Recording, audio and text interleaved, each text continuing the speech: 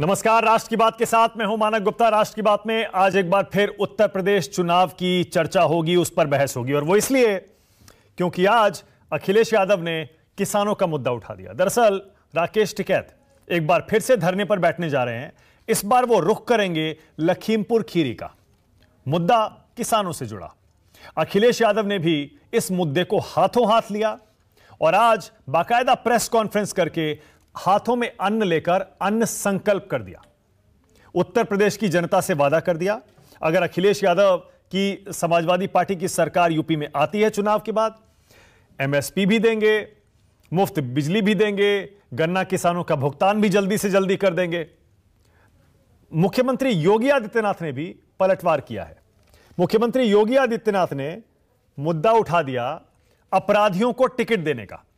योगी आदित्यनाथ कह रहे हैं अखिलेश यादव यूपी को आग में झोंक रहे हैं।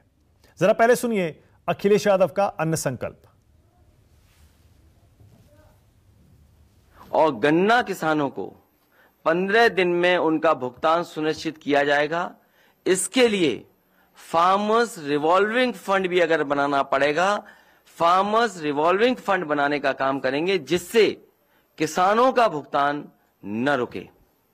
साथ ही साथ 300 यूनिट जो फ्री बिजली का समाजवादी पार्टी ने संकल्प लिया है, घोषणा की है, मैनिफेस्टो में शामिल करेंगे। मैं उस बात को फिर दोहराता हूं कि सभी किसानों की सिंचाई के लिए मुफ्त बिजली दी जाएगी। साथ ही साथ ब्याज मुक्त लोन, बीमा एवं पेंशन की भी व्यवस्था किसानों के लिए की जाएगी। तो ये तो अखिलेश यादव का अन्न संकल्प हुआ। जैसा मैंने पहले बताया, राकेश टिकैत लखीमपुर खीरी धरने पर बैठने जा रहे हैं। लेकिन इस बीच उनके भाई और भारतीय किसान यूनियन के प्रवक्ता नरेश टिकैत का एक वीडियो वायरल हो गया। नरेश टिकैत गठबंधन के उम्मीदवारों को जिताने की अपील लोगों से करते हुए सुनाई दिए, जिसके बाद से यह आरोप लगने लगे कि अब सीधे सीधे भारतीय किसान यूनियन ने, राकेश टिकैत ने अखिलेश यादव को समर्थन दे दिया है। लेकिन आज नरेश टिकैत ने यू टर्न ले लिया।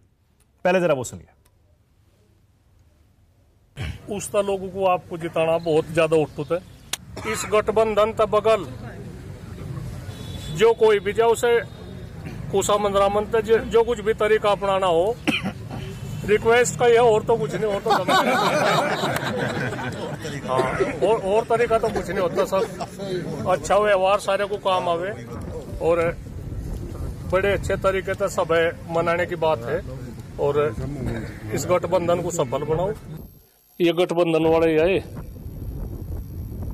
और वहाँ किसान भवन में इकट्ठे हो रहे थे। वहां से कह दिया हमने भी भाई अपना इनका ख्याल रखो, सारी वो है बातचीत। पर एक जो किसान संयुक्त मोर्चे की वो है, हम थोड़ा सा उससे उसका जो बंधन है उससे हम थोड़ा सा बोल पड़े फालतू। ऐसे हमें करवा नहीं होता। हम संयुक्त मोर्चे से बगल नहीं है। वोट मांगने की बात यहाँ से कोई ना करे। सब तो बड़ी यही बात है, वोट मांगने के लिए ना आवे, आशीर्वाद के लिए आवे। जो कोई आवे यहाँ से अपना।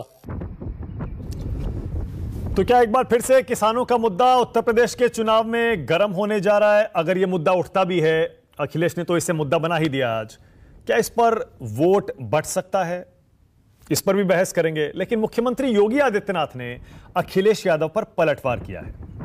योगी ने कहा अखिलेश यूपी को आग में झोंकने जा रहे हैं और इसीलिए अपराधियों को चुन चुनकर टिकट दे रहे हैं। कितनी सच्चाई है इस बयान में, इस पर भी बहस होगी। लेकिन पहले आज का सवाल राष्ट्र की बात में आपकी टीवी स्क्रीन पर आ रहा है। बड़ा सीधा सवाल है, फिर धरने पर टिकैत, अखिलेश को मिल गया मुद्दा। और दूसरा, योगी क्यों कह रहे हैं यूपी को आग में झोंक रहे हैं अखिलेश?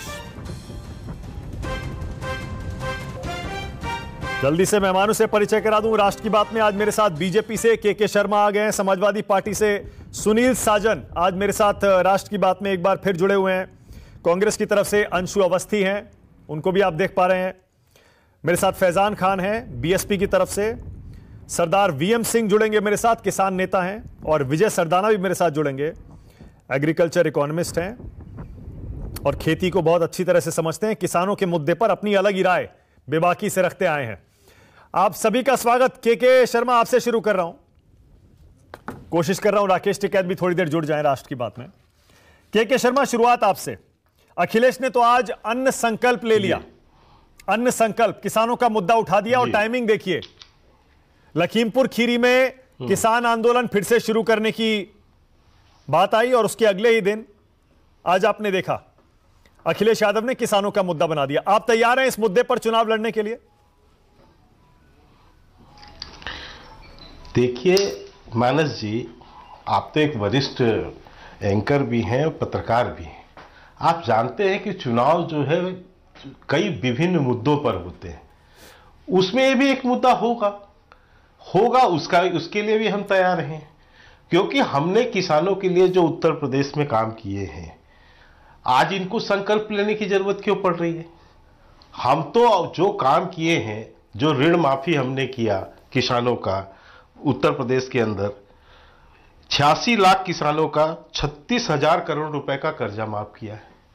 जिस ढंग से हमने वहां खाद्यान्न खरीदी की है, गन्ना का भुगतान हमने 1,47,00,000 रुपए का किया है। तो ये सारे, यदि मैं पूरे आपको आंकड़े गिना सकता हूं, मेरे पास बहुत लंबे चौड़े आंकड़े हैं किसानों के काम के। तो जो हमने तो करके बता दिया है, आज इनको अन्न पकड़ के कसम और सौगंध खाने की जरूरत क्यों पड़ रही है? इसलिए सौगंध खाने की जरूरत पड़ रही है मानक जी, क्योंकि आपकी विश्वसनीयता उत्तर प्रदेश के जनमानस में बची ही नहीं, वरना कसम क्यों खाना पड़ता? आपकी विश्वसनीयता इतनी बनी होती। वैसे भी 5 साल पहले आपने जनता के अपना विश्वास खो दिया है, और खो दिया था तभी तो आपको हटाया, और आज भी जो है आपको कसम खा खा के कहनी पड़ रही। नहीं, अरे आप तो खा रहे हैं, लेकिन जो घोषणाएं कर रहे हैं वो भी तो देखिए। वो तो कह रहे हैं कि सिंचाई के लिए मुफ्त बिजली देंगे, किसानों को ब्याज मुक्त लोन देंगे, एमएसपी देंगे। एमएसपी जिसकी डिमांड पर अभी तक आपने कोई भी बात कही नहीं है, कमेटी जरूर बनी है लेकिन कोई आश्वासन आपने नहीं दिया। वो कह रहे हैं गन्ना किसानों का 15 दिन में भुगतान करेंगे, 300 यूनिट मुफ्त बिजली देंगे, बीमा पेंशन है, शहीद किसानों के परिजनों को 25 लाख देंगे। वही सारी डिमांड्स हैं जो आपने पूरी नहीं की। तो राकेश टिकैत फिर से धरने की बात कर रहे हैं लखीमपुर खीरी में, और मंत्री के खिलाफ एक्शन। मानक जी आपके साथ यहाँ कोई किसान के भी प्रतिनिधि बैठे हैं, जैसा आपने अपने परिचय में बताया। मैं पूछना चाहता हूं इन्हीं प्रतिनिधियों से, जितनी बातें इन्होंने आज कही हैं, एमएसपी की डिमांड, ये आज की डिमांड है? ये तो 10 साल पहले, 15 साल पहले की डिमांड है किसानों की। तो जो भी ये है, तो आप तो थे ना 5 साल सरकार में, क्यों नहीं पूरा कर दिया उस समय? आज उसको रिपीट करने की क्यों जरूरत पड़ रही है? इसलिए क्योंकि आपने किसानों के लिए कुछ नहीं किया। किए होते तो आज दोहराते ना कि हमने ये किया था। आज उसको जो है वादा करके आप जो है फिर से एक बार उसमें जा रहे हैं। आप वादा कर रहे हैं, और हमने तो जो किसानों के लिए किया वहां पर, चाहे फसल बीमा के माध्यम से किया है, चाहे स्वास्थ्य हेल्थ कार्ड के माध्यम से किया है, या प्रधानमंत्री किसान सम्मान निधि के माध्यम से जो है हमने करोड़ों रुपए, 2 करोड़ 42 लाख रुपए जो है हमने 37,000 करोड़ रुपए से अधिक, यानी 2 करोड़ 42 लाख किसानों को 37,000 करोड़ रुपए से ज्यादा हमने वहां पैसे दे दिए। Okay, alright. के शर्मा, एक सवाल और उसके बाद जा रहा हूं आगे। कर्ज माफ कर दिया। के शर्मा, योगी जी ये आरोप क्यों लगा रहे हैं कि अखिलेश यूपी को आग में झोंकना चाह रहे हैं? कौन सी आग की बात कर रहे हैं आप? क्या इशारा है? आप देखिए मानक जी, समझने की जरूरत है ना। आप किन लोगों को वहां अपना प्रतिनिधि चुन रहे हैं, दे रहे हैं? जो लिस्ट, पहली लिस्ट इनकी आई थी, उसमें 10 में से 6 जो है मुस्लिम, वो भी मुस्लिम में भी कौन? मुस्लिम उम्मीदवार बिल्कुल होने चाहिए, लेकिन आप उसमें हिस्ट्री सीटर, गैंग सीटर लोगों को ला रहे हैं, वही दंगा करने वालों को दे रहे हैं। तो आप क्या चाहते हैं? फिर से यही मैसेज देना कि हम फिर आएंगे और फिर दंगा कराएंगे, फिर से हम यहां अराजकता की स्थिति पैदा करेंगे, फिर से वही गुंडागिर्दी हो रही है। तो आप जो दिखाना चाह रहे हैं, आपका जो चेहरा है वास्तविक समाजवादी पार्टी का गुंडा चेहरा, जो हिंसक चेहरा, वो जनता के सामने आ रहा है फिर से। अच्छा, आपने कहा मुसलमानों को टिकट देना चाहिए, अभी आपने कहा ना कि 10 में से 6 या कितना बताया आपने, फिर कहा नहीं देना चाहिए आपने कहा, लेकिन मैं कह रहा हूं आपने तो एक को भी नहीं दिया। अभी तक आपके जितने नाम आए हैं उनमें एक भी मुस्लिम नहीं है। आप आगे लिस्ट आएगी उसमें देखिएगा, अभी पूरी लिस्ट थोड़ी ना आई है। इससे थोड़ी ना आप क्या कहें, जब पूरी 403 लोगों की सीटें आ जाएंगी तब ये प्रश्न आप उठाइएगा, मैं आपको जवाब दे दूंगा। Okay, alright. सुनील साजन, के शर्मा कह रहे हैं ये एक तो आपको ये अन्न हाथ में लेकर संकल्प लेने की जरूरत क्यों पड़ गई भाई? एमएसपी और बिजली फ्री, अगर ये सब सीरियस होते आप ये सब किसानों को देने के लिए यूपी में, तो जब पिछले 5 साल की सरकार तो आप ही की थी ना, 2017 तक 12 से, तब क्यों नहीं किया ये सब? ये तो सिर्फ चुनावी वादा हुआ ना। देखिए मानव जी, मुझे लगता है कि संकल्प लेना, सौगंध लेना और कसम खाना, ये जब हम अपना इतिहास पढ़ते हैं, जो अपने धार्मिक पुराण पढ़ते हैं, जब चीरहरण हुआ द्रौपदी का तो पांडवों ने भी सौगंध खाई थी, और वो सौगंध थी कि जब तक कौरवों का नाश नहीं कर देंगे। वैसी ही सौगंध माननीय अखिलेश यादव जी ने खाई है कि जिन लोगों ने किसानों के खिलाफ अन्याय किया है, अत्याचार किया है, जिन्होंने किसानों पर गाड़ी चढ़ाई है, जब तक उनको हरा नहीं लेंगे, हटा नहीं लेंगे, तब तक चुपचाप बैठने वाले नहीं है। तो सौगंध तो ये है। अभी जब आपने के शर्मा जी से पूछा किसान क्या मुद्दा है, तो जब आप कहेंगे किसान मुद्दा है तो कहेंगे ना, आप जब कहेंगे बेरोजगार मुद्दा है, बेरोजगारी मुद्दा है तो ये कहेंगे ना, आप कहेंगे महंगाई मुद्दा है तो ये कहेंगे ना, आप कहेंगे भ्रष्टाचार मुद्दा है तो कहेंगे ना, आरक्षण छीन लिया आरक्षण मुद्दा है कहेंगे नहीं, महिला उत्पीड़न पे आप कहेंगे तो कहेंगे मुद्दा नहीं है। अरे महाराज, फिर मुद्दा क्या है?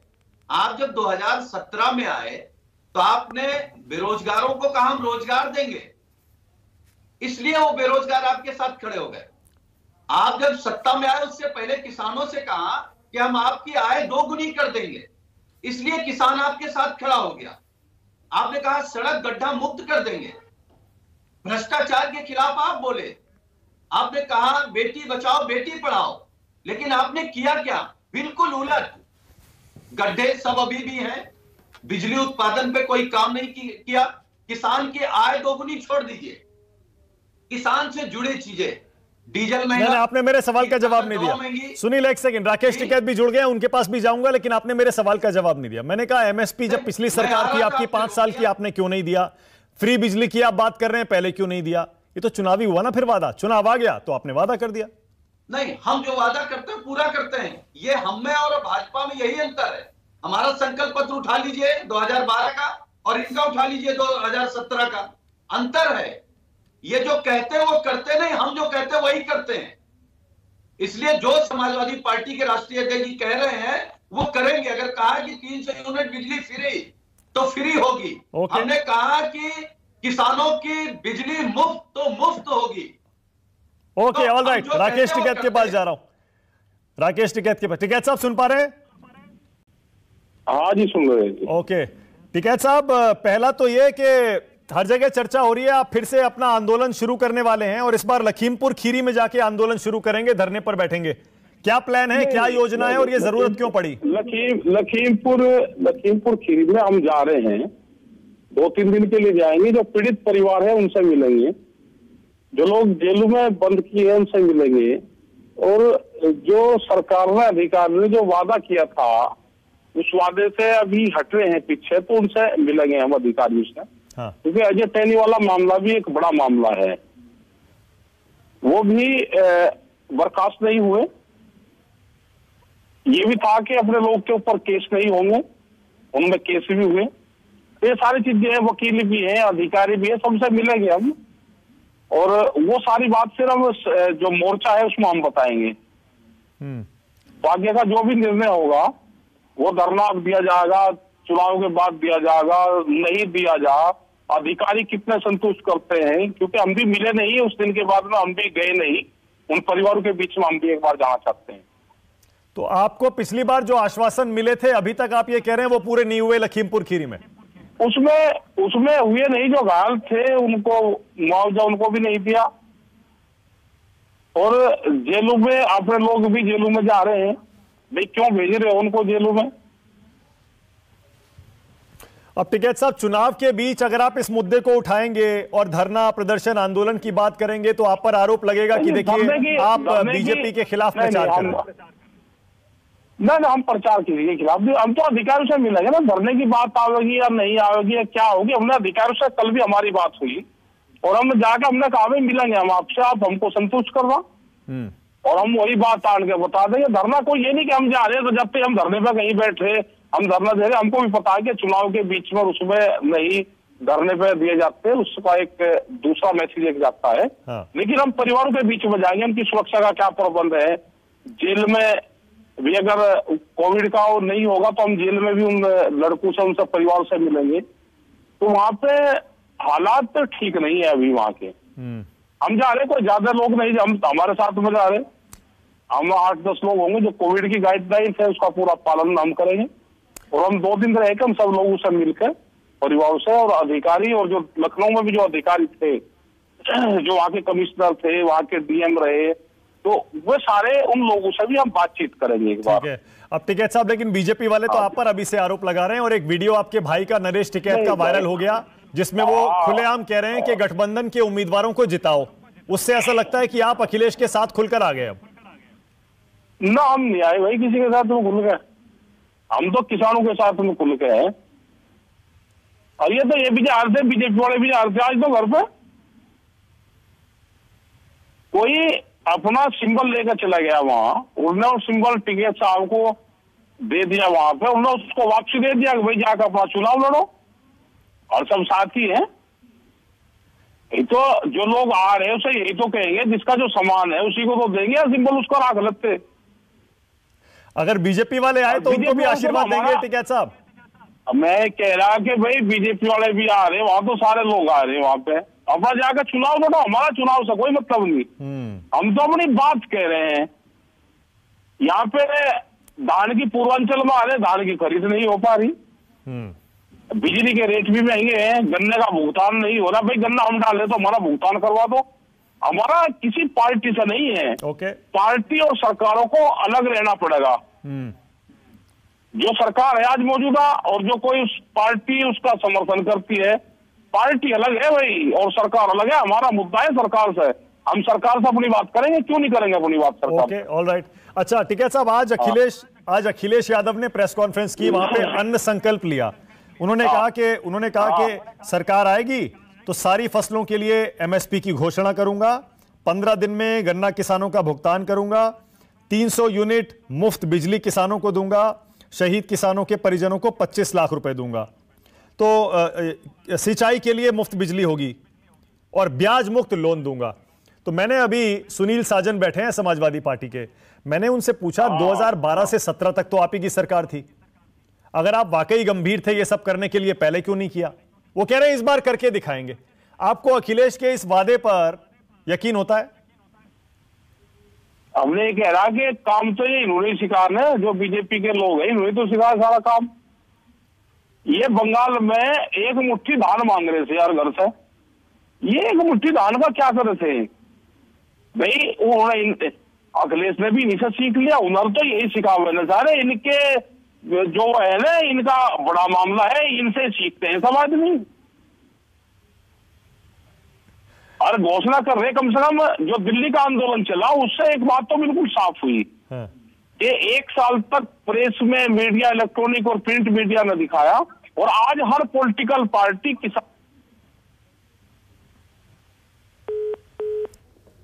अच्छा, ओके, टिकैत साहब से मेरा संपर्क भी टूट गया, लेकिन बहुत धन्यवाद राकेश टिकैत हमारे लिए समय निकालने के लिए। के शर्मा जवाब दे दीजिए, उसके बाद आगे जाऊंगा, आपको रिस्पॉन्ड करने का मौका दे रहा हूं। के शर्मा बोलिए, आपने मांगे नहीं मान ली, इसीलिए अब हो सकता है यह मुद्दा फिर से गर्म हो जाए। ठीक है, देखिए हर व्यक्ति को लोकतंत्र में स्वतंत्रता है मानिक जी, अपनी बात कहने का, अपना काम करने का। राकेश टिकैत जी अपना काम करें या कोई भी अपना जाकर काम करे, उससे हमें कोई आपत्ति नहीं है। निर्णय करेगी आम जनता वहां की स्थानीय, ठीक है ना, और वो परिस्थिति पे आएगी। अभी सामने चुनाव है, सब कुछ स्पष्ट हो जाएगा, उसमें क्या है। इन्हें तो जो करना है वो परोक्ष रूप से कर रहे हैं, अपरोक्ष रूप से कर रहे हैं, इसका निर्णय भी जनता करेगी। इनकी समय, इनके सारे डिमांड जो ये बात कह रहे हैं आपके अभी जो इंटरव्यू में, इसका भी निर्णय बहुत अच्छा जनता करेगी। हमें जनता के विवेक पर पूरा भरोसा है मानिक जी, और हम उस पूरे विश्वास के साथ वहां जा रहे हैं। दूसरी बात, जो अभी मेरे समाजवादी प्रवक्ता जो मेरे मित्र कह रहे थे कि हम जो कहते हैं वो करते हैं, जो हमने कहा वो हमने किया, तो मैं मात्र उनसे एक बात पूछता हूं, कि 2012 में आप सरकार में आ गए थे, तो 2 साल आपको पूरा मौका मिला था काम करने का। तो 2014 में ऐसा क्या हुआ कि आप साफ हो गए उत्तर प्रदेश से? फिर उसके बाद आपको पूरा 5 साल मिला। आप जो है 2017 का विधानसभा चुनाव आ गया। यदि जो कहा था वो पूरा किया होता तो क्यों जनता आपको बाहर कर देती? फिर चलिए एक बार आप वो भी मान लें, फिर 2019 आ गया। 2019 में भी आपने यही सब गाया, लेकिन फिर क्यों जनता आपको बाहर बैठा दी? और जबकि उस समय बुआ बबुआ फलाना ढमका सब आपके साथ खड़े हो गए थे। तो मैं ये पूछना चाहता हूं कि यदि आपने इतना किया था तो इसका निर्णय कौन करेगा? इसका निर्णय तो जनता करती है। सुनील साजन रिस्पॉन्ड करिए। के शर्मा कह रहे हैं जनता को आप पर यकीन नहीं है, इसीलिए 3-3 चुनाव हार गए आप। नहीं, देखिए, लोकतंत्र में हारना जीतना ये ना हम तय करेंगे ना के शर्मा तय करेंगे। लेकिन के शर्मा जी के जो सवाल है, हम तो आपको बड़ा भाई मानते हैं, बड़ा विद्वान मानते हैं। आप बताइए, अगर अटल जी के नेतृत्व में बीजेपी हार गई तो क्या मोदी जी के नेतृत्व में दोबारा बीजेपी नहीं जीती क्या? तो अगर 17 में हमको हटा दिया जनता ने, क्योंकि जनता को आपने सपने बड़े दिखाए। आज की डेट पे जो आपने कहते हैं वो किया, यदि ये नारा है आपका, तो इतना सा जवाब दे दीजिए। मानक जी, आपके माध्यम से हम सबको 15 लाख 2017 क्यों हारे? बिजली मुफ्त में दे देंगे, 2019 क्यों हारे? देंगे। तो इसका कारण क्या क्या सपने दिखाए, लेकिन आप कर क्या पाए? बता दें। सवाल ये है। 3 बार हमको अच्छा, ओके, ऑलराइट, ओके, एक सेकंड जवाब ले रहा हूं। के शर्मा जवाब ले रहा हूं, एक सेकंड। सुनील, के शर्मा पूछ रहे हैं, जवाब दे दीजिए ना। वो कह रहे हैं आप बता दीजिए कि आप 14 में क्यों हारे, 17 में क्यों हारे, 19 में क्यों हारे, बता दीजिए एक बार। नहीं, देखिए, जनता ने हराया तो हार गए और जनता जिताने जा रही, जीत जाए। मैंने तो पहले ही कहा कि लोकतंत्र में चुनाव में, अब सुन लीजिए महाराज, मेरा एक सवाल था, जब बीजेपी अटल जी के नेतृत्व में चुनाव हार गई तो क्या दोबारा मोदी जी के नेतृत्व में नहीं जीती क्या? या जो बीजेपी एक बार हट गई, कांग्रेस 10 साल पर 3-3 चुनाव क्यों हारी? कुछ तो आपने सोचा होगा, मंथन किया होगा। हाँ, तो मंथन किया, वही तो रिजल्ट है।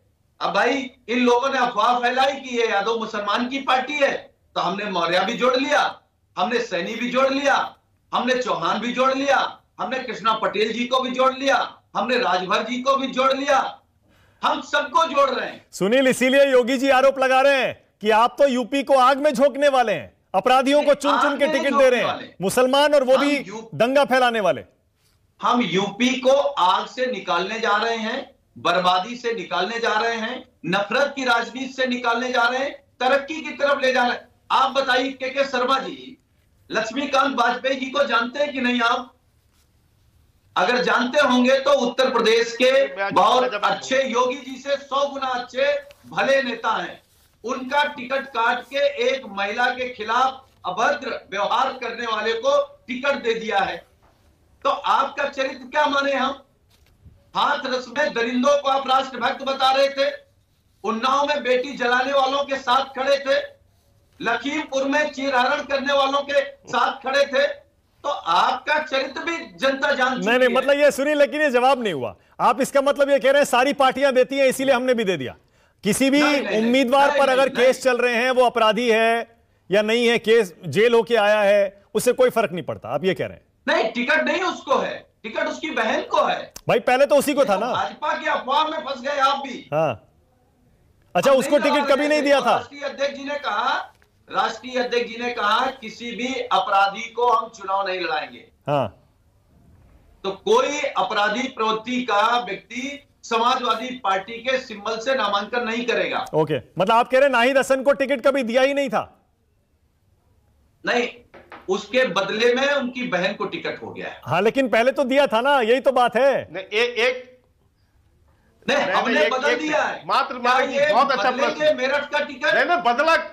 मानक जी, मुझे एक बात कहनी है। हाँ, बोलिए। एक बात कहनी, बोलिए के शर्मा। मुझे ये कहना है कि यदि आपके तो यानी पार्टी में वो बहुत पहले से जुड़े हुए हैं, तो क्या आपकी हिस्ट्री आपको पता नहीं थी?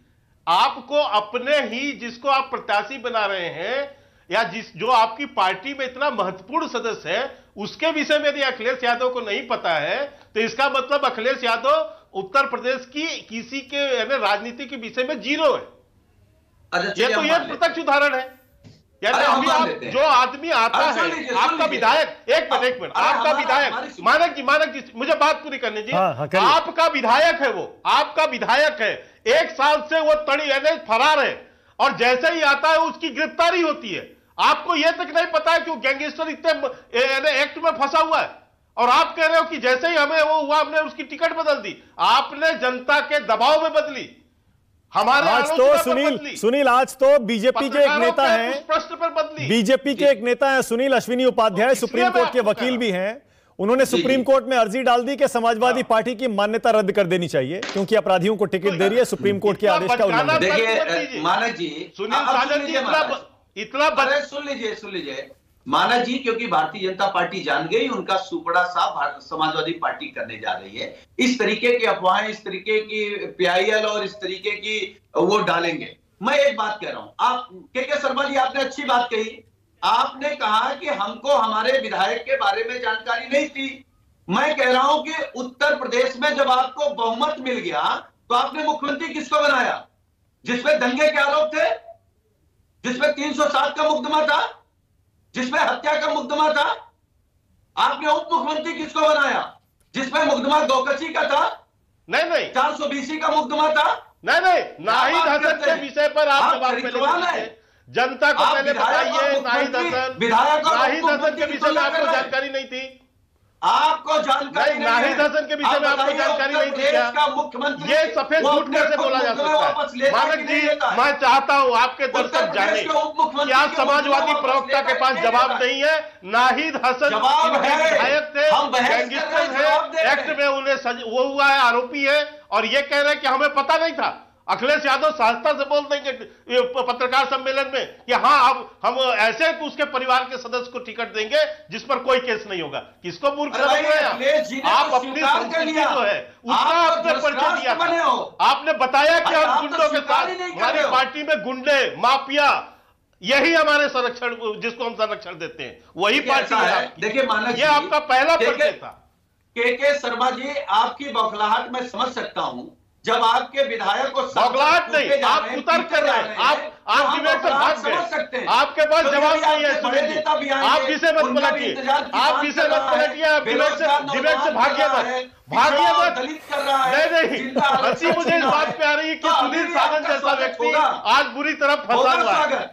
सुनील साजन जैसा व्यक्ति आज जो है फंस चुका है डिबेट के अंदर में, क्योंकि वो झूठ बोल रहे हैं, सरासर झूठ बोल रहे हैं। एक करके एक सेकंड सुनील अपनी बात पूरी कर लें। क्या कह रहे हैं सुनील? जल्दी बोलिए, उसके बाद बाकी मेहमानों के पास जाएं। मैं मानक जी ये कह रहा हूं, के शर्मा जी की बौखलाहट इसलिए है, इनका सांसद पीटा जा रहा है, इनके विधायक पीटे जा रहे हैं, कूटे जा रहे हैं, और ये जानते हैं कि जो भी कमल के फूल का सिंबल लेकर के आएगा जनता इंतजार कर रही, किसान लाठी लेकर इंतजार कर रहा है, बेरोजगार नौजवान ओके ऑल राइट ओके दलितों का आरक्षण ओके फैजान खान और अंशु अवस्थी। पहले फैजान खान, आप फैजान खान, ये किसानों का मुद्दा बनेगा क्या? और ये जो योगी जी कह रहे हैं अखिलेश तो यूपी को आग में झोंकना चाह रहे हैं, क्या कहना है आपका इस पर?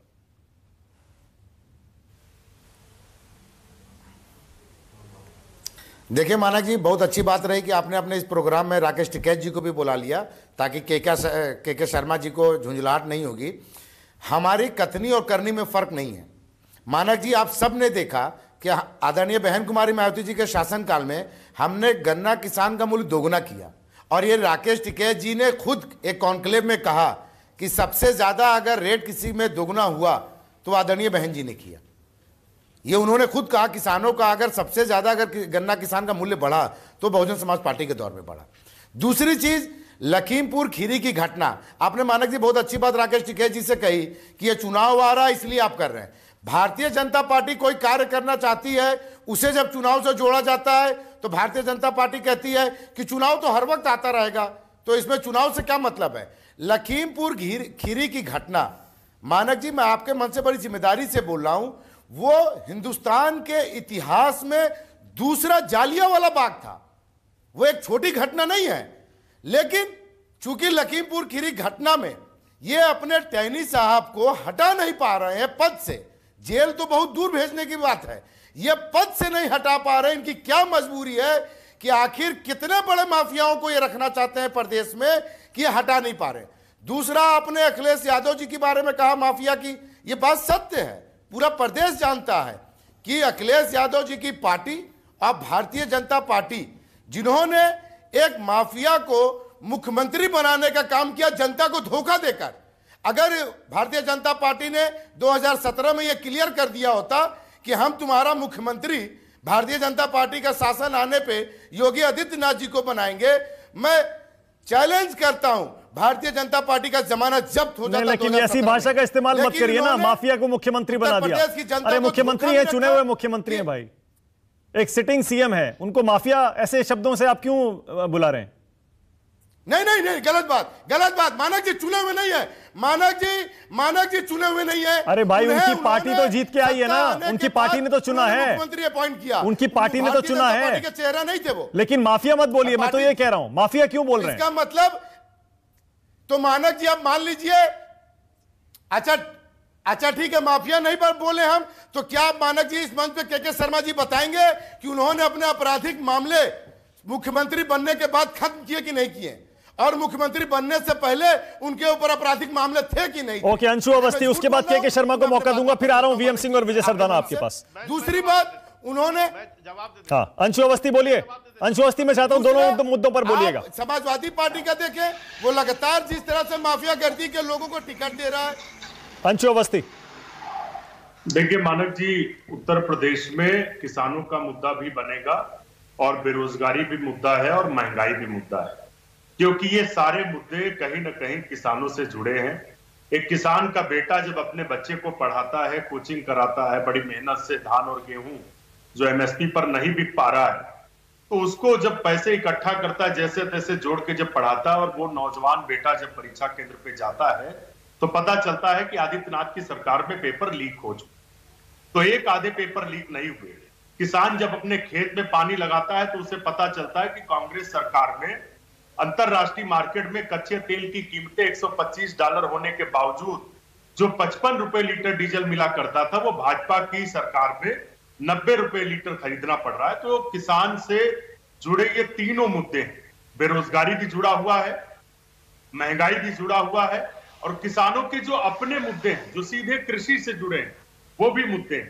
कांग्रेस पार्टी लगातार उत्तर प्रदेश में किसानों के मुद्दे पर लड़ाई लड़ी है, प्रियंका गांधी जी ने लड़ाई लड़ी है, और जिस तरीके का चरित्र भारतीय जनता पार्टी ने शुरुआत में किसान आंदोलन में दिखाया, पहले उन देश के अन्नदाताओं को आतंकवादी कहा, खालिस्तानी कहा, और उसके बाद उन 3 कानूनों को वापस लिया, माफी मांगी। लेकिन जो 750 किसानों की जान चली गई, उसका क्या होगा? जिन किसानों को मुआवजा मिलना चाहिए, आखिर वो क्यों नहीं? और अजय मिश्रा टेली को जिस तरीके से भाजपा बचा रही है, ये देश का अन्नदाता देख रहा है ये भारतीय जनता पार्टी का चरित्र क्या है। ये कहते थे कि हम किसानों की आय दुगनी कर देंगे। अंशु अवस्थी, लेकिन ये मुद्दा तो ऐसा लगता है कि अखिलेश यादव ने उठा लिया है।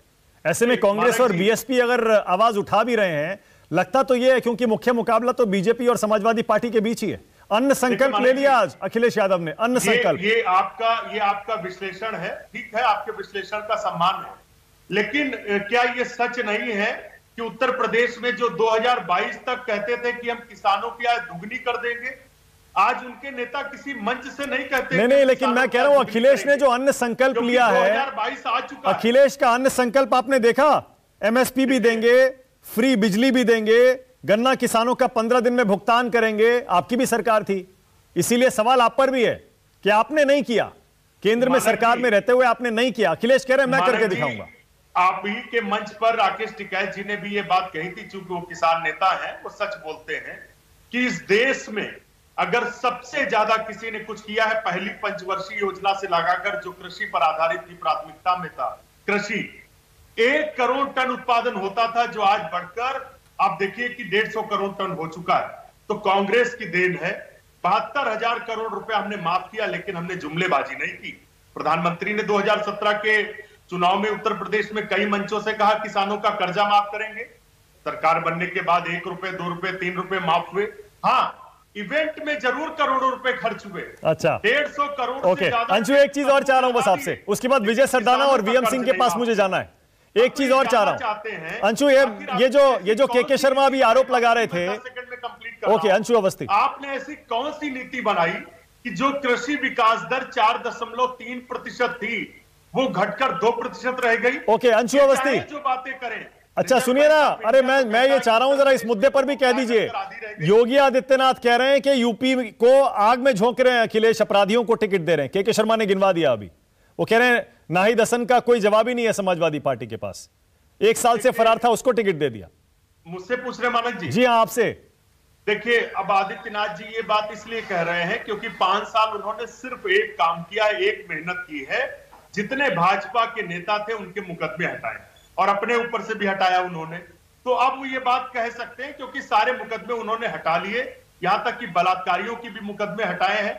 लेकिन एडीआर की रिपोर्ट सामने है, के शर्मा जी को उस पर भी बोलना चाहिए कि सबसे ज्यादा बलात्कारी, आपराधिक और जघन्य अपराधों की प्रवृत्ति के लोग। अब मुझे के शर्मा को मौका देना पड़ेगा क्योंकि अंशु अवस्थी भी ऐसा लग रहा है, हालांकि फैजान खान ने समाजवादी पार्टी की आलोचना की इस मुद्दे पर, अंशु अवस्थी उस पर कुछ नहीं बोल रहे हैं, कह रहे हैं बीजेपी अपनी गिरबान में झांके। पहले के शर्मा बोलिए, फिर आ रहा हूं विजय सरदाना, वीएम सिंह।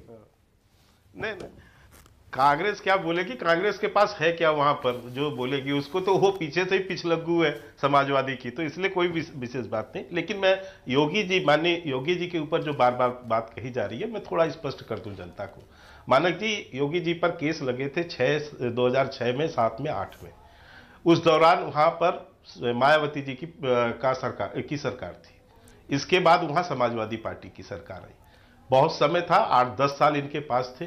यदि कुछ उनके ऊपर आप कर सकते थे, यदि कुछ आपकी सत्यता होती तो आप कार्रवाई कर लेते, चार्जशीट फेस करते, जेल में डाल लेते, सजा कराते उनको। कोर्ट में तीनों केस खारिज हुए हैं। ये झूठ बोलना और ये जो है ये बनना, तो क्या कर रहे थे? हाथ में हाथ बांध कर बैठे थे या उनके प्रति आपकी सहानुभूति आ गई थी? तो ये बात कहना, ये झूठ बोलना बंद करें।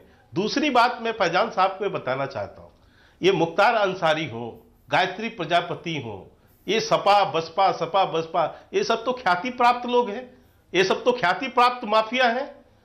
ये किनके संरक्षण में पले बढ़े वहां पर? तो आप भी कम नहीं हैं। और आप तो कम से कम मायावती जी की पार्टी के प्रवक्ता हैं, आपको तो ये बात कहनी ही नहीं चाहिए।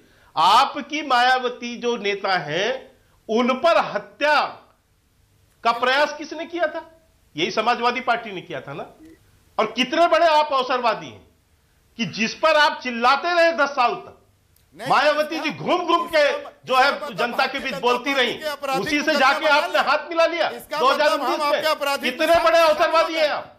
इसका मतलब आप ये है, इसका मतलब कि आप जो भी इस मामले में बोलते हैं झूठ बोलते हैं। मुझे बताइए, मुख्तार अंसारी को किसने संरक्षण दिया? को कहते हैं मुख्तार अंसारी को किसने संरक्षण दिया? पुलिस द्वारा किसने उसको पाला पोसा? किसने उसको इतनी अवैध संपत्ति जमा करने दी? तो आप तो सबसे बड़े संरक्षण। और मायावती जी, यदि मायावती की सरकार यदि केवल एक काम से जानी जाती है, तो मैं आज बता दूं मानक जी इनको बहुत स्पष्टता के साथ कि मायावती जी सिर्फ तीन काम के लिए जानी जाती। के शर्मा जी ये बताइए, धनंजय सिंह को एक फूलों की जोड़ी है, नोटों की मोटी मोटी माला पहनने के लिए, ये बहन जी अपना जो है मूर्ति पार्क में मूर्तियां लगवाने के लिए, धर्म तुष्टिकरण माफिया करती और सब जानता है कि टिकट कहां बिकता है, पार्टी के लोग और टिकट कौन बेचता है। केवल तीन ही विषय है, इसी से परिचय, बाकी कुछ बच्चा जानता है। तो इसलिए मैं आपको कह दूं कि कम से कम आप शर्मा जी भी बोले तो बड़ी तकलीफ होती है। सिवाय जातिवाद, तो इसलिए फैजान साहब थोड़ा अध्ययन ओके, ऑलराइट। वीएम सिंह और विजय सरदाना को लाइए। वीएम सिंह, सरदार वीएम सिंह जी, आपने राकेश टिकैत को भी सुना होगा। आपको भी ऐसा लगता है कि अगर चुनाव के दौरान यह आंदोलन धरना फिर से शुरू हुआ तो आरोप लगेंगे कि चुनाव में एक पक्ष को, यानी कि विपक्ष को फायदा पहुंचाने के लिए आंदोलन किया जा रहा है? वीएम सिंह,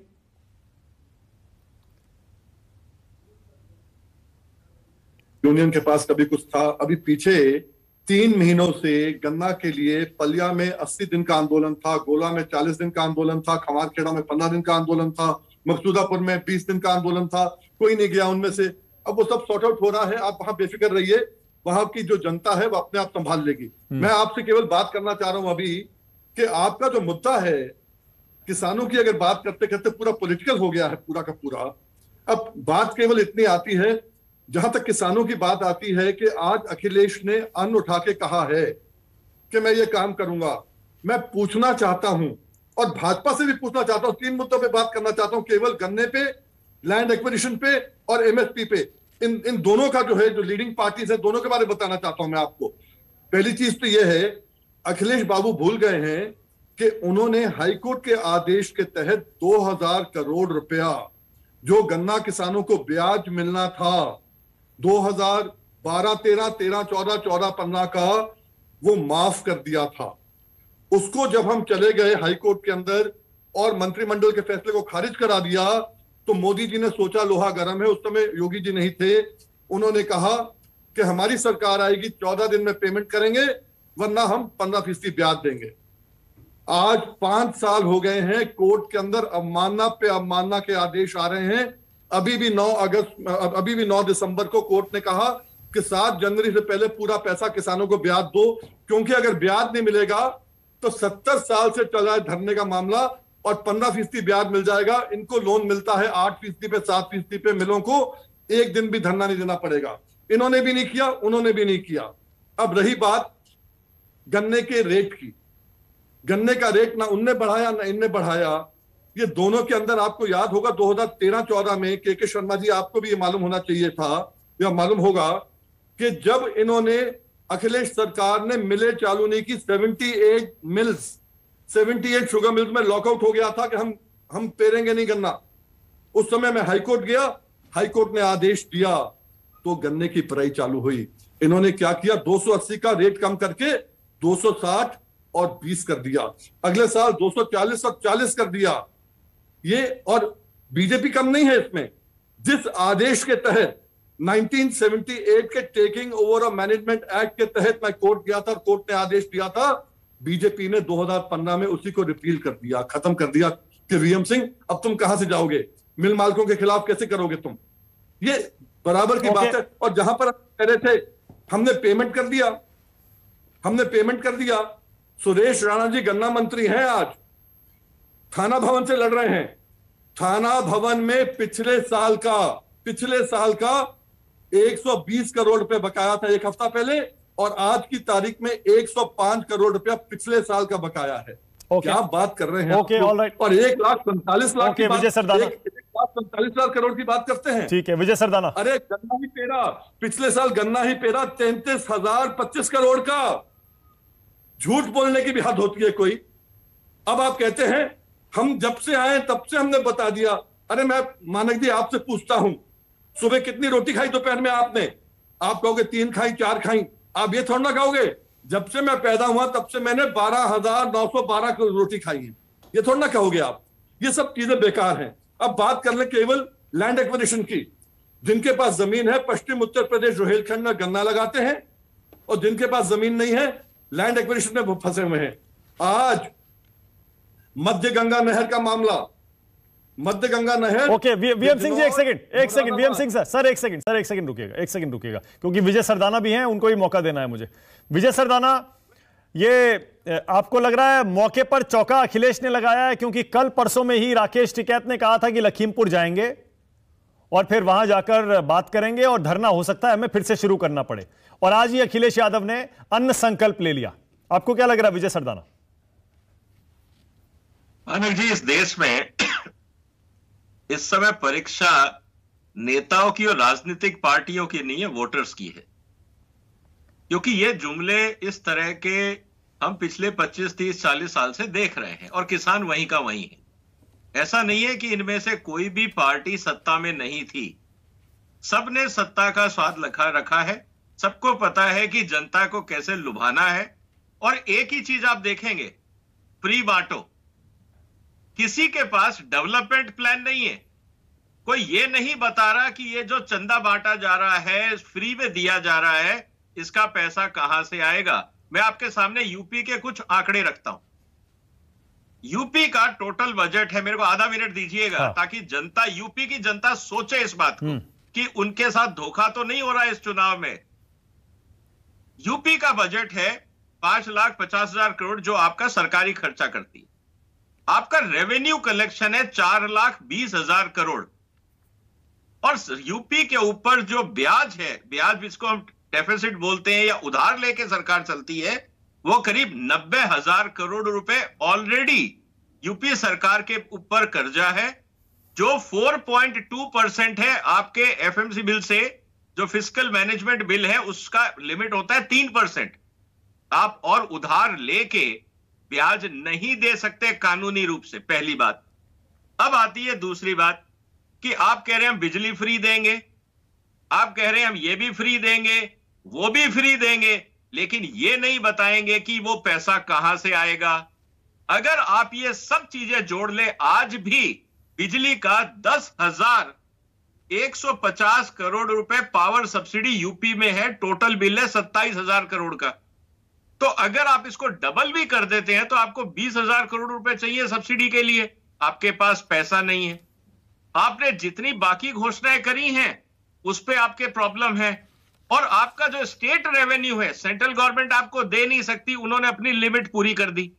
अब स्टेट को रेवेन्यू जनरेट करना है, स्टेट को जो रेवेन्यू जनरेट करना है उसका एक ही तरीका है कि आपको जितने आप लॉलीपॉप प्रॉमिस कर रहे हैं, जो भी पॉलिटिकल पार्टी कर रही है, आपको कम से कम 50% अपना टैक्स बढ़ाना होगा। ये टैक्स किसकी जेब से जाएगा? जनता की जेब से जाएगा। रही बात चीनी की, आज अंतरराष्ट्रीय बाजार में चीनी का भाव है 27 रुपए 50 पैसे। यूरोप इस रेट पे खरीद रहा है, बनाने की कॉस्ट नहीं दे रहा हूं, खरीदने की कॉस्ट दे रहा हूं। मतलब रेडी प्रोडक्ट 27 रुपए 50 पैसे में बाजार में मिल रहा है। आपका रॉ मटेरियल प्राइस 31 रुपए 50 पैसे है, उस पे घिसाई पिराई सब जोड़ लोगे 50 रुपए चीनी पड़ेगी आपको यूपी में। 50 रुपए की चीनी और अंतरराष्ट्रीय बाजार में 27 रुपए की चीनी, आप कितना कस्टम ड्यूटी लगाओगे? ऑलरेडी आप WTO में आपके खिलाफ सारे देश जा चुके हैं गन्ने के ऊपर सब्सिडी को लेके। तो मुझे कम से कम ये जिम्मेदार पॉलिटिकल पार्टीज जो फ्री लॉलीपॉप बांटने की कोशिश कर रही हैं, जनता को ये तो बताएं कि कब तक धोखा दोगे। बोलिए सुनील साजन, बोलिए, ये तो बता दो। सुनील साजन बोलिए, गुणा भाग किया है या ऐसे ही बस चुनाव जीतने के लिए अखिलेश यादव ने केजरीवाल का मुद्दा चुरा लिया वहां से फ्री बिजली वाला, और यहां से MSP देख लिया कि 1 साल से डिमांड हो रही है, ये भी वादा कर दो, बाद में जीत के अगर जीत गए तो देखा जाएगा। देखिए, मैं विजय सरदाना जी को सुन रहा था मानक जी, और जो आपने कहा कि हमने कहीं से चुरा लिया, कहीं से हमने महसूस किया कि ये मुद्दा है, तो पॉलिटिकल लोग महसूस तो करते ही हैं कि क्या है, और जो महसूस करते हैं कि जनता को क्या चाहिए हम उस पर काम करते हैं। समाजवादी पार्टी वो पार्टी है जिसने 20 लाख लैपटॉप मुफ्त में दिए हैं। आप विजय सरदाना जी कहेंगे बजट कहां से आया था, वो हम बताएंगे, लेकिन हमने कन्या विद्याधन दिया है, हमने 55 लाख महिलाओं को समाजवादी पेंशन दी है, हमने लोहिया आवास दिए हैं, जनेश्वर गांव दिए हैं। हाँ, हमारी प्राथमिकता में गरीब है, हमारी प्राथमिकता में नौजवान है, हमारी प्राथमिकता में किसान है। ये विजय सरदाना जी सही कह रहे हैं कि भाई टैक्स बढ़ेगा, लेकिन जो सरकार होती है वो प्राथमिकता तय करती है कि प्राथमिकता में अगर दवाई है तो हम कहीं टैक्स लेंगे, लेकिन हम लोगों को इलाज देंगे। तड़पते हुए आदमी से नहीं कहेंगे तुमने टैक्स नहीं दिया है, हम तुम्हें दवा नहीं दे सकते हैं। ये हमारी सरकार की नीति नहीं है। जो नौजवान पढ़ना चाहता है, आज ऑनलाइन पढ़ना चाहते हैं, लैपटॉप गरीब का बच्चा नहीं ले सकता, मजदूर का बच्चा नहीं ले सकता है, हमारी प्राथमिकता पे वो रहेगा। कहीं टैक्स लगेगा तो देखेंगे। ओके, के शर्मा जी, के शर्मा रिस्पॉन्ड करिए। सुनील साजन कह रहे हैं हमने डिसाइड कर लिया, देंगे तो देंगे, टैक्स बढ़ाना भी पड़ा, कहीं से भी लाएंगे पैसा, लेकिन जो मुद्दे हैं किसानों के, गरीबों के, वो पूरे करेंगे। आज का अन्न संकल्प जरूर पूरा होगा। देखिए उनकी सबसे बड़ी चिंता है कि जो 5 साल में जो इनका भंडार खाली हुआ, भ्रष्टाचार नहीं कर पाए हैं, जो सिपाही में महोत्सव नेताजी के जन्मदिन का नहीं मना है, जो गुंडा टैक्स वसूली नहीं हुआ है, ये उसके लिए इंतजार में लगे हैं कि कैसे हम लूट करेंगे वहां पर। क्योंकि आप 5 साल से देखिए, आप सिपाही में नेताजी तो अभी भी हैं, अच्छा हो कि वो दीर्घायु हो। 5 साल से पहले इनके वहां बहुत बड़े बड़े महोत्सव मनते थे, करोड़ों अरबों रुपए खर्च होते थे, क्योंकि वो गुंडा टैक्स वसूली होती थी। सरकार चली गई, गुंडा टैक्स बंद हो गया, वसूल सकते नहीं थे माफियाओं पे, हमने नकेल कस दिया, तो उस दिन से जो है नेताजी का जन्मदिन बंद हो गया। अब वहां सिपाही में महोत्सव नहीं मनता। तो ये इनका जो गुंडा टैक्स का जो एक बहुत बड़ा मॉडल था, वो हमने ध्वस्त कर दिया है। अब रही बात ये दूसरी, जो ये कह रहे हैं कि हमने ये बांटे वो बांटे ये बांटे। मानक जी, आपको जानकारी होगी निश्चित तौर से कि हमारी एक योजना चलती है। योजना क्या, हमारा एक कार्यक्रम चलता है। हम लाभार्थी जो होते हैं उनका भी हम सम्मेलन करते हैं, माननीय प्रधानमंत्री जी भी करते हैं, आपने देखा होगा कई बार वो वीडियो उसमें।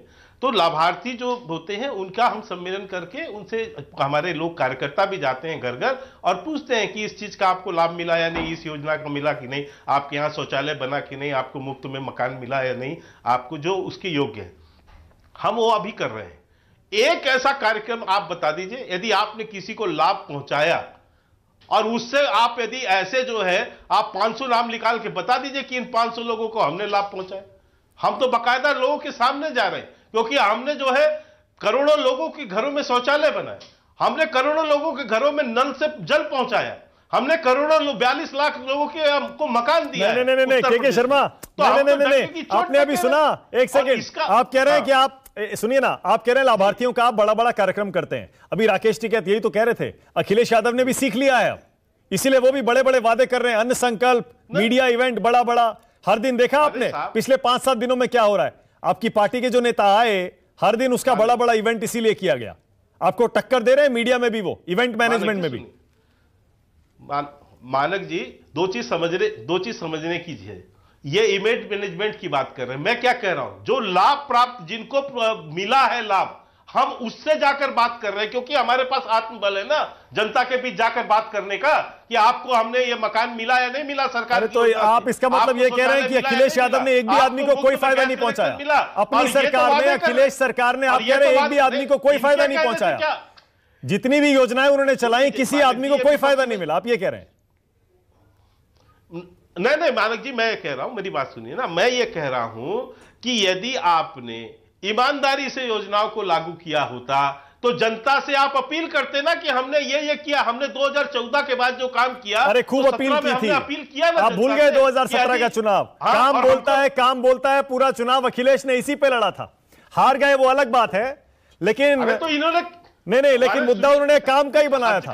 ये मत कहिए कि इन्होंने अपना जो काम किया उस पर वोट नहीं मांगा। अंशु अवस्थी कुछ कहना चाह रहे हैं, अंशु बोलिए जल्दी से। देखिए, जो भारतीय जनता पार्टी ने कहा कि हम सम्मेलन करते हैं, ये सही कह रहे हैं।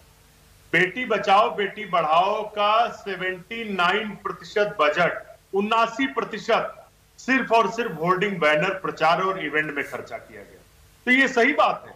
ये 1 रुपए, 2 रुपए, 3 रुपए किसानों का माफ करते हैं और सैकड़ों करोड़ रुपया सिर्फ और सिर्फ टेंट तंबू कनात लगाते हैं। हम तो अनुरोध करते हैं के शर्मा जी, मेरी बात हो जाए। मैंने आपको बहुत सम्मान से सुना, विद्वान प्रवक्ता है, सुन लीजिए मेरी बात। हम तो कहते हैं कि भारतीय जनता पार्टी श्वेत पत्र लाए। आपने छत्तीसगढ़ में बात किसानों को कर्ज, आप अभी तक पंजाब में नहीं कर पाए। आप अभी जब अमरिंदर सिंह के सामने क्या प्रश्न उठाया? तू मैं अच्छी बात नहीं, तू क्या प्रश्न उठाया? विद्वान प्रवक्ता है, बात नहीं, तू नहीं, आप यहाँ पर प्रदेश अपने राज्य का बता दो ना पहले। आपने राजस्थान में जो घोषणा की, बेरोजगारों को भत्ता दिया, बेरोजगारों को भत्ता दिया। ओके, टाइम खत्म हो गया मेरे पास टाइम बिल्कुल खत्म हो गया। अभी तो चुनाव में और भी समय, फिर मौका दूंगा, दोबारा ये मुद्दा जरूर उठेगा। बहुत शुक्रिया आज राष्ट्र की बात में आने के लिए सरदार वीएम सिंह, थैंक यू, बहुत शुक्रिया आपका। विजय सरदाना, फैजान खान, अंशु अवस्थी, सुनील साजन, के शर्मा, थैंक यू। छोटा सा ब्रेक ले रहा हूं, खबरें जारी हैं।